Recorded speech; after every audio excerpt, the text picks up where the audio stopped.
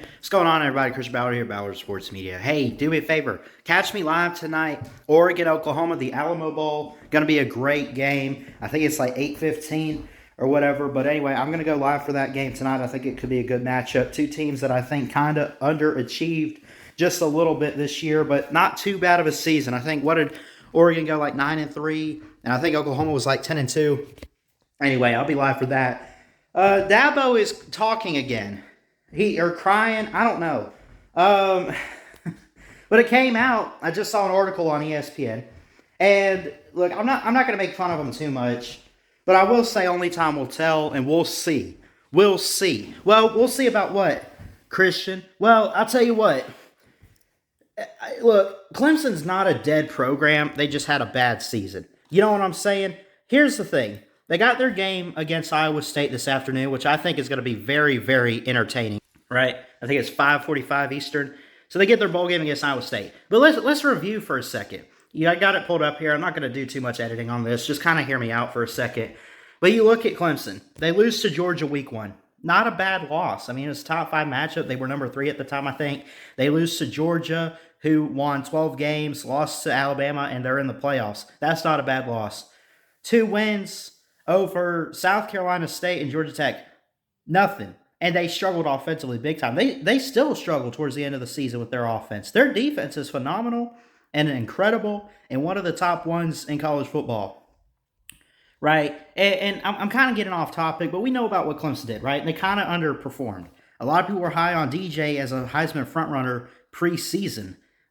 People thought Bryce Young could win it, yeah, but I mean, at the same time, like, it was all DJ. It was all Clemson. It was all Georgia. A lot of people looked at that week 1 game and said, we might even see a rematch in the title game. Bama might take a step back, and these teams might come up. They win their last 5 games, and all pretty convincingly, too, I would say. They shut out South Carolina 30-0. You got 44-7 over UConn. It seems like they found some rhythm offensively. But Dabo Swinney comes out, and this is one of the top coaches, right? This is one of the top coaches, and I credit him. And this is from Andrea Adelson. I apologize. ESPN senior writer, writing from Orlando, Florida. And basically she goes on to say, like, Dabo knows about us ripping on the program and what's wrong with it. And he says there's nothing wrong. Well, okay, that being the case, let me just go ahead and say this. I think Clemson's on downfall, big time. Now, look, I think they'll improve. But, so maybe not necessarily downfall, but clearly they had a down year. They just got rid of Tony Elliott. And even though they got some guys experienced, but, I mean, how many years have they had Tony Elliott? And then also Brent Venables, who's going to be the head coach at Oklahoma. Again, that Oklahoma game tonight, he's not coaching in it, but it'd be Bob Stoops, the interim coach, former coach, obviously, at Oklahoma. But, look, Dabo's at it again. He's talking to the media. I mean, like any other coach, but I mean, he's crying again. He's saying, I don't know why you're down on us. We're not down. We're not that bad. We're not. Y'all are terrible this year. You went 9-3 for your standard of a program. I mean, it was supposed to be Bama and then Clemson and then everybody else. You took a step back this year, which I can understand that. But for the coach to say that he's fine and they're where they want to be, no. What are you saying, Dabo? You're okay with a 9-3, 8-4, whatever? And again, I'm sure they're going to get back. I'm sure they're going to improve. But, I mean, still. I mean, come on. This is crazy. To read a quick quote here. Dabo said this, told it to ESPN. Again, this from Andrea Adelson. Sorry. You are sitting there at 2-2 in September with a lot of disappointment, a lot of negativity, and a lot of noise.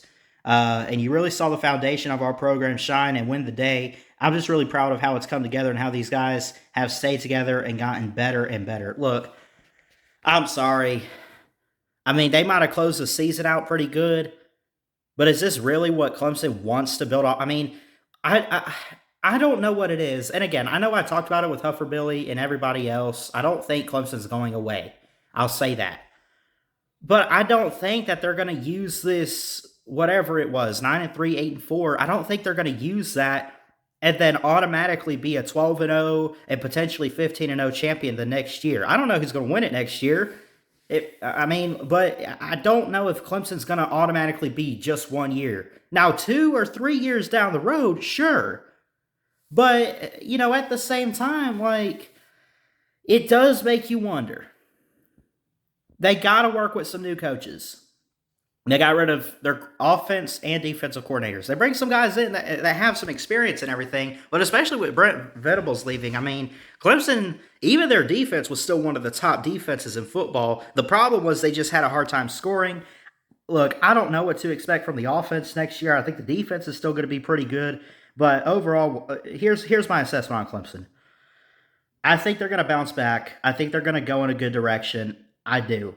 But let's slow the roll on this whole, they'll be in the playoff next year, and they'll be right back on top of all of college football, because I really do think that maybe they're an extra year or two away from that. I'm not saying it can't happen, but in my personal opinion, look, you go 9-3, maybe 11-1 or something. I don't see how you take the biggest leap from from a 3-loss season to ultimately national championship. That'd be incredible. And I'm not saying they can't do it. In my own personal opinion, I don't think so. And Dabo came out and, I give him credit. I give him props. But he's like, I'm not down on this team. We're fine where we are.